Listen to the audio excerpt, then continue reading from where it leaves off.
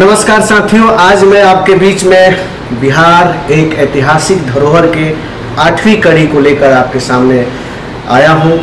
पिछले कड़ियों में आपने सारण का इतिहास, सिवान का इतिहास और गोपालगंज के जो वहां के इतिहास है उसके बारे में आपने सुना, आपने जाना।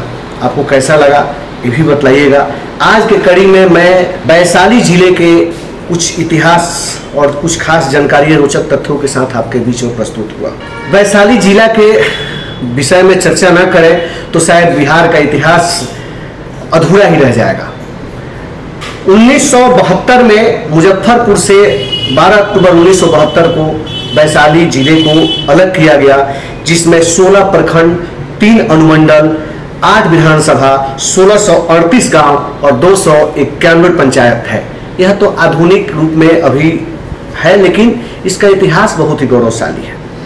वैशाली जिले का नामकरण पुराने राजा इक्ष्वाकु वंश के जो राजा थे विशाल के नाम पर पड़ी है, जिसका आज भी खंडहर आपको वैशाली में देखने को मिल जाएगा।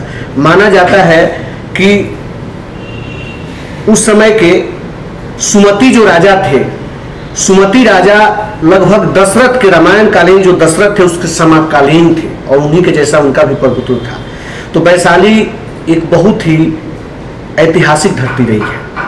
आज जो प्रजातंत्र गणतंत्र की बात होती है, ईसा से लगभग 600 ईस्वी पूर्व में वहां का इतिहास मिलता है कि वहां का शासक, वहां का जो शासन करने वाला वर्ग था वो पूर्ण रूप से प्रजातांत्रिक हुआ करता था।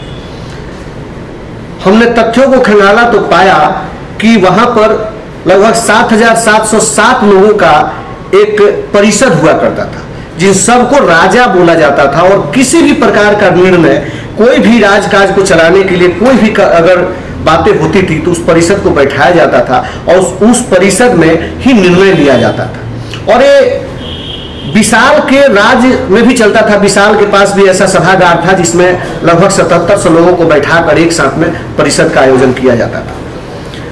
लिच्छवी गणराज्य के नाम से बहुत ही प्रसिद्ध है। एशिया का सबसे पुराना गणतंत्र होने का प्रमाण इसमें मिलता है कि क्षेत्र में जो ये सारा कुछ था लिच्छवियों का, ये लड़ाकू प्रवृत्ति के लोग हुआ करते थे और इनका राजकाज संचालन जो था बहुत ही बेहतरीन ढंग से चलता था। माना तो यह भी जाता है कि पूरे मगध क्या लगभग 16 जनपद जो पूरे भारत में थे उसे एक जनपद वैशाली का जनपद हुआ करता था, जो सबसे धनाढ्य जनपद के रूप में जाना जाता है। इसका इतिहास के साथ साथ एक कहानी और भी जुड़ी है गौतम बुद्ध से। माना जाता है कि गौतम बुद्ध ने 3 बार यात्राएं यहाँ पर की थी और उनकी अंतिम यात्रा यहीं पे वैशाली में ही हुआ था। और उन्होंने अपने जीवन के सुनहरे 5 साल वैशाली में गुजारे थे। अम्रपाली की भी बात मैं चर्चा करूंगा क्योंकि वो बुद्ध से जुड़ा हुआ है, लेकिन मैं आज बुद्ध से रिलेटेड ही चीजों को बतलाऊंगा कि जब माना जाता है कि जब बुद्ध यहाँ से गए, अंतिम उपदेश उनका हुआ था और इसके बाद जब वो जाते हैं उनका निर्माण हो जाता है, तो उनके उसी नगर में जो उनके संबंधी राजा थे उन्होंने इनका अंतिम संस्कार किया और उनके अस्थि कलश को 8 भागों में बांटा गया था और उस 8 भागों में से एक भाग यहाँ के गणराज्य के, लिच्छवी गणराज्य के राजाओं को भी मिला था, जो आज भी आपको वैशाली में मिलता है, जिस अस्थि कलश को लाया गया था। और लगभग गौतम बुद्ध के 100 साल के निर्माण के बाद दूसरा बौद्ध जो परिषद हुआ था वो वैशाली में हुआ था। यह तो वैशाली से जुड़ा, गौतम बुद्ध से जुड़ा एक बहुत बड़ा रोचक आपको जानकारी मिलेगी। साथियों, हाजीपुर महनार रोड पर बिदुपुर एक जगह है जहां पे आपको चेचर एक गांव का समूह मिलेगा, जिसका इतिहास नवपाषाण काल से गुप्त काल तक मिलता है। वहां पे खोजी प्रवृत्ति के संग्रहकर्ता के रूप में एक राम पुकार सिंह हुआ करते थे, जिन्होंने वहां पर चीज़ों को संग्रह करने का उनका एक बहुत ही अनोखा एक उनके अंदर ख्वाहिशें थी। उसी दरमियान उन्होंने वहाँ पे कुछ धातुओं को ढूंढा, जिसको बाद में इतिहासकारों ने जब देखा तो उन्होंने उसको पौराणिक नवपाषाण कालीन चीज़ें मानी। वहाँ पे आप देखेंगे कि रामायण कालीन वस्तुएं भी मिली, हड्डी से बने हुए औजार, पत्थर से बने हुए औजार, जो एक साफ रूप से प्रमाणित कर रहे थे कि जिस तरीके से चिरांद में वस्तुएं मिली थी, सारण के चिरांद में, उसी तरीके के कुछ आइटम यहाँ पर भी मिले। तो यहाँ पे एक पुरानी सभ्यता संस्कृति होने का गौरव प्राप्त है चेचर ग्राम समूह को, जो 28 गाँवों का समूह है।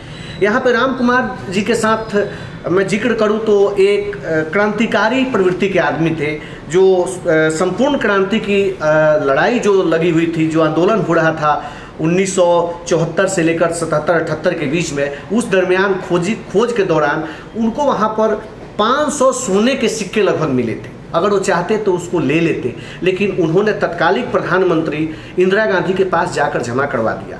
और जब उनके दोस्तों ने पूछा कि ये जो पैसे थे, जो ये सोना मिला था, इसको बेच के हम आंदोलन में खर्च कर सकते थे, तो उन्होंने साफ कहा था कि ये देश का धरोहर है और देश के पास रहना चाहिए। तो ऐसे थे राम पुकार सिंह। साथियों, वैशाली के इतिहास में भी बहुत सारी बातें हैं जो मैं आपके बीच में रखना चाहूँगा। साथियों, आपको मेरा यह बिहार एक ऐतिहासिक धरोहर की कड़ी कैसी लग रही है, इसका कमेंट, और इसमें कुछ और भी सुझाव देना चाहते हैं आप ज़रूर करिए। और इस कड़ी को कंटिन्यू देखते रहिए, क्योंकि अगले कड़ी में बाकी मैं वैशाली के जुड़े हुए और तथ्यों के साथ, जैसे अम्रपाली जिसके बिना इतिहास वहाँ का अधूरा है, और महावीर जिनकी जन्मस्थली 24वें तीर्थकर महावीर की जन्मस्थली वैशाली का जिक्र करूंगा। इसमें बहुत सारे चीज़ों को, तथ्यों को और बतलाऊंगा। अजातशत्रु के बारे में, वहाँ उसके छल मगध का, इस पे आक्रमण, बहुत सारी चीज़ों का चर्चा करूंगा। तब तक इंतजार कीजिए अगले कड़ी का और देखते रहिए। जय हिंद, जय भारत।